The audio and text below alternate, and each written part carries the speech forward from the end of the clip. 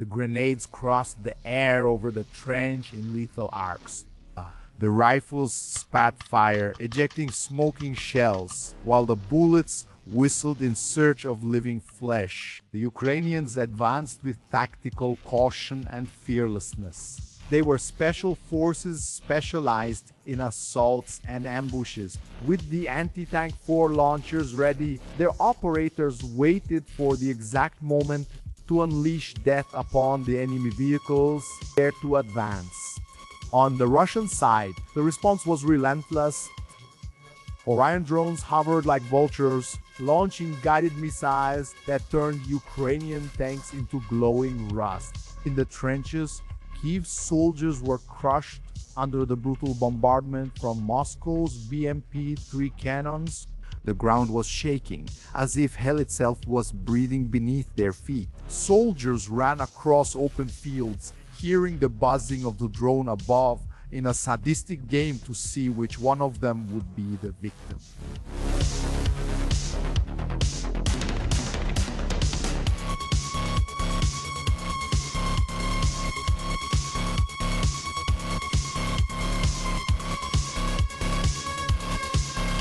Kursk became one of the stages of the bloody spectacle of war between Russia and Ukraine in August 2024.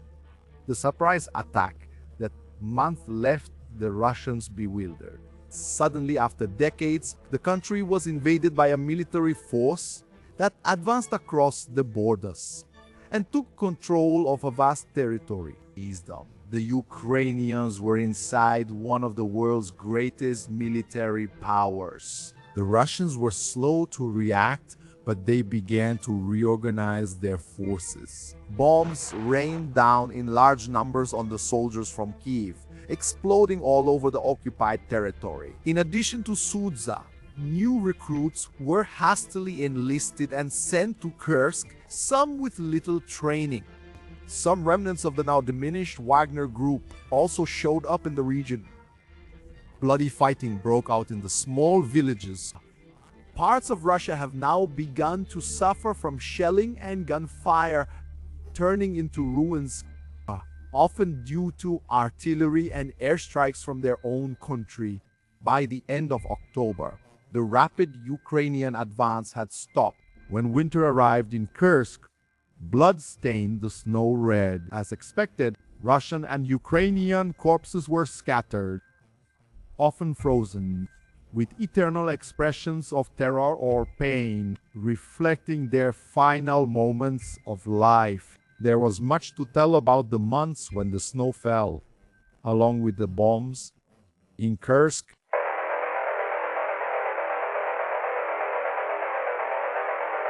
the Ukrainian special forces prepared to enter a system of Russian defenses. They were trenches connected under the tree canopy. It was already cold at that time, but the leaves were still green, resisting the change of seasons. The special forces groups were soldiers trained in assault and infiltration. They entered the forest already hearing the gunfire from the part of the group that was supposed to. Russians. They were exceptional soldiers. Even the clothing those men wore was more camouflaged. Many of these teams used more modern weapons with a greater tendency toward Western rifles instead of the Soviet aftermath Kalashnikova. Once inside the trench, the situation wasn't any easier, but at least it reduced some of the defenders' advantage. They started walking stealthily through the holes. Smoke filled the air when an explosive went off. The stealth part was over. The machine gun greeted the Russians, filling their empty stomachs with lead for breakfast. It was an M249. Its operator needed to have a certain level of physical fitness to carry the approximately 10 kilograms when it was fully loaded. The shots were important to suppress the Russians. It allowed the Ukrainian soldiers to stand up and throw the grenades. The gunfire intensified and the soldiers continued with the assault. The footsteps in the middle of the trenches were cautious. The grenade was the key to opening some of the difficult paths. The crossroads were complicated to break through. The enemy could be anywhere, turning a corner without first aiming the rifle, and they managed to go down. It could mean death. Little by little, the group went deeper into the enemy defensive.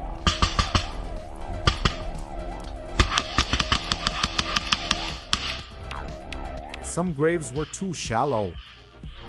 The soldiers were almost kneeling, looking for targets. The trigger fingers searched for the sound of rifles in the air.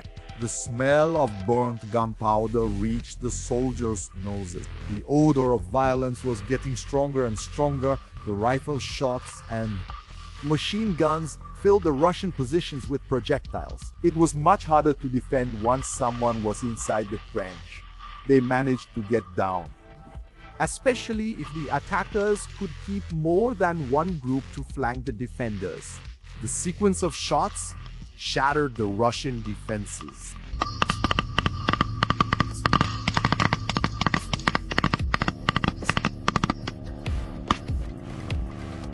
Stop.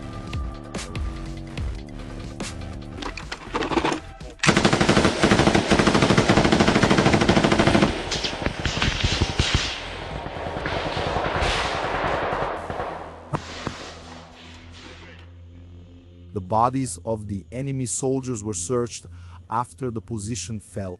The information about the troops they were facing and any other data was passed on to the high command. The capture of these positions gave the Ukrainians a slight advantage at those specific points. The special forces took cover near the Russian routes. The passage of Moscow's vehicles suffered from ambushes. The operators drew their anti-tank forest to break through the enemy armor developed in Sweden. The anti-tank 4 was among the most widely used and operational anti-tank rocket launchers worldwide.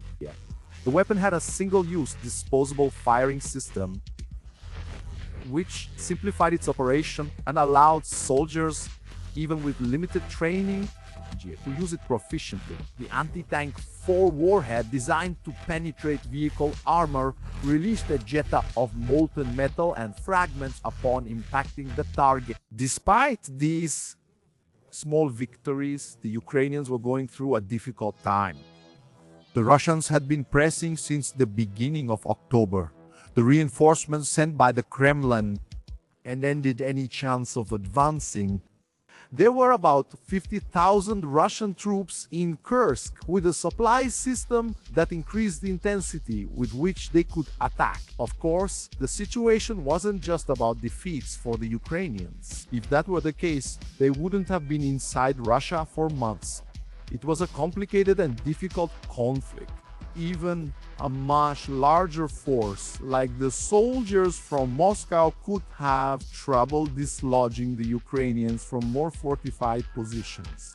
The Kremlin's bombs fell on the invading force.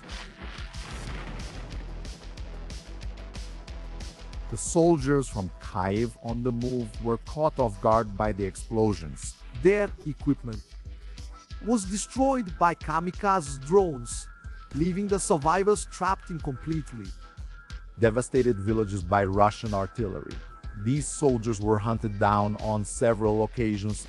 Detected by thermal cameras, their bodies gradually lost their glow after the explosions, giving up the warmth of their lives to the winter. The soldiers from Moscow tried to attack as much as possible to keep reducing Ukrainian territory. Russian officers like Lieutenant Leonid Yazinsky sent armored vehicles to test some of the enemy defenses. These small combat groups, mounted on infantry fighting vehicles, burned under the yoke of the survivors' drones. They had to run. That was the moment when physical fitness made the difference. One of the men was left behind.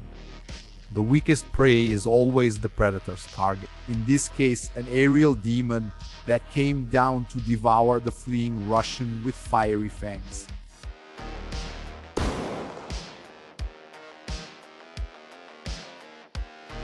Lieutenant Yazinsky got annoyed with yet another problem when facing Ukrainian arrogance while invading Kursk. He prepared to show how his military experience of over a decade would help drive the enemies out of there.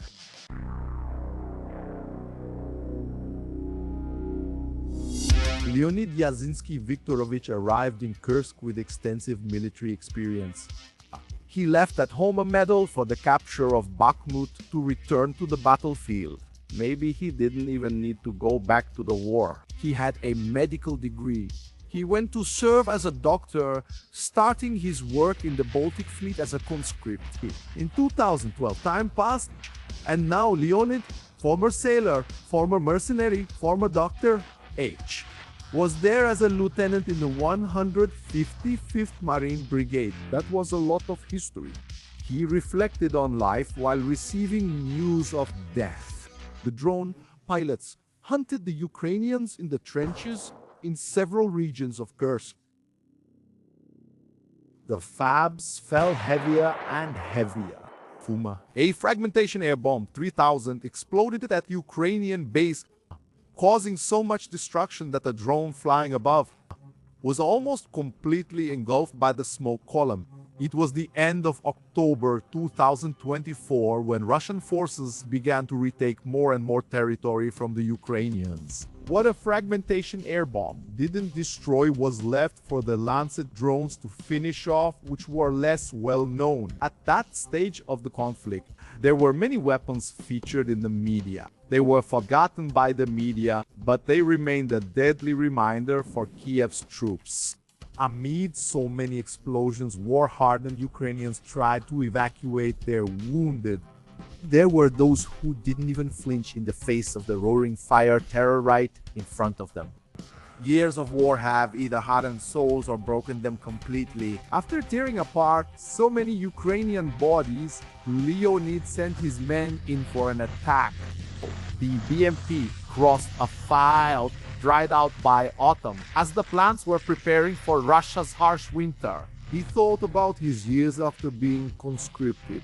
After Russia took Crimea, he went to serve in the Black Sea Fleet. There, he developed an even greater taste for the military environment. Left the fleet, but the 2022 war called him back again. He couldn't resist the allure. Experienced, but without having lived through the full violence that a conflict could bring, he ended up signing a contract with the Wagner Group, the military company that was his greatest source of learning until 2023. When the BMP's cannons started firing, 30 millimeters of fury struck the defenses, and soldiers who were hit were literally torn apart. The explosion of the ammunition released shrapnel that mortally wounded some of the Ukrainians. The advance was going well for 155, but also for other groups, like the 80th Marine Infantry Brigade or the 117th Airborne Regiment. The BMPs were abruptly entering some villages controlled by the Ukrainians, passing by scraps of metal. Sometimes they were hit. The armor held, allowing the vehicle to persist in the attack. The cannon delivered death at a rate of up to 200 fragments of fury per minute. The explosions shattered the houses. Nothing was left, not even the trees. On some front lines, Yazinsk saw districts like Novaya Sorotina, Veseloy, Krasnoyarsk and Ubimovka being retaken. But it was much more than that. By November, the Ukrainians had already lost half of the territory they had conquered, and there were even rumors that the North Koreans had arrived to help. Leonid Yazinsky laughed at that. For him, what mattered were his recruits. He wanted to send them into battle with a doctrine similar to the one defined by the Wagner Group. But the truth was that nowadays, since the fall of the group, he was no longer a mercenary. Things had changed, and even the human resources he had under his command were different. When the war of 2022 called him to fight again, he signed a contract with the men known as the Orchestra. Being part of the Wagner Group was a source of pride. Leonid left them soon after the fall of the city and before the mercenaries' revolt, he could have stayed out of the fight. However, he couldn't resist the allure of glory. Violence had touched him in a way that didn't allow him to stay at home. He signed the contract with the Ministry of Defense and was now in Kursk as a lieutenant of the 155th, leading men who were either contracted or hastily deployed to drive out the Ukrainians. It was great to be able to watch the kamikaze drones chase the American tanks in Kursk, which wasn't possible. They felt the impact. They turned into wrecks that would serve as decorations for decades, so that the people could realize the power of Russia. The drones were working very well to eliminate the armored vehicles that Kiev sent. Russia's trained pilots tried to maintain a strong siege against the Ukrainians. It was necessary to keep many flights during the day. The task was exhausting, with the loss of several pieces of equipment due to interruptions. Those who managed to make their free flights thought it was worth it, even though it ended in death and destruction. The fact that the Ukrainians brought little of their anti-aircraft forces to Kursk left the Russians free to use a weapon they developed in 2011. The Orion was a reconnaissance and attack drone with a wingspan of 16 meters. Some versions carried up to 4 anti-tank missiles. The wingspan, the Ukrainians, but not the drones. Shots from the 9K-120 VCAR projectiles hunted their targets for kilometers, sometimes hitting them from 10,000 meters away. After the armored vehicles were destroyed, the Fabes bombs dropped to wear down the Ukrainians a bit more. They were huge explosions, creating craters where there used to be houses,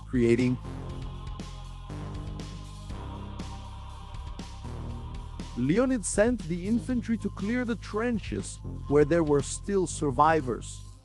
It took all day. When the men passed by the remains of equipment, they walked until they reached the holes where the Ukrainians had taken shelter. They threw grenades to break the resistance. The explosion sent shrapnel flying in a small space, making it hard to escape. Unless the Ukrainians had fought around a corner, the explosion sent shrapnel flying. If the Ukrainians had fought around the corner, the explosion. There was a lot of pressure from the superiors for the troops to keep advancing in Kursk. For months, the Ukrainians had been inside Kursk, which was unacceptable. Lieutenant Leonid's armored vehicles moved confidently across the fields on a sunny and beautiful day, despite the cold. The explosions around them were part of the war and especially shook the newcomers. Lieutenant Leonid had seen enough death to be able to hold back his fear in the face of the Reaper's sharp blade. Smoke erupted in the chaos, dissipating in the wind as quickly as the lives it carried away. The column was burned, with men being torn apart on top of the vehicles. The kamikaze drones blew up many armored vehicles that day, but they seemed insatiable, devouring the metal. They chased the men who got out of the vehicles. Hearing the explosions beneath their comrades was painful. The soldiers just kept running. Those who escaped had to walk back to the base, hoping not to be hunted. Leonid Yazinsky wasn't one of them. He died leading his men. The family was lucky to receive a whole body to bury in their homeland in Neman, something that the war denied to thousands of relatives during those years of conflict. And it would deny even more as the battles of Kursk were at a very intense stage. These small victories kept the Ukrainians still inside Kursk in November and December, but something would change. Trump's victory in the United States election and the pressure from the peace agreements and the Russian offensive against the forces of Kiev. The last thing Moscow wanted was to have part of its sovereign territory involved in the negotiations. That's why they pushed for the rapid expulsion of the Ukrainians, even if that meant hundreds more of their own dead and a trail of ruins in their own country.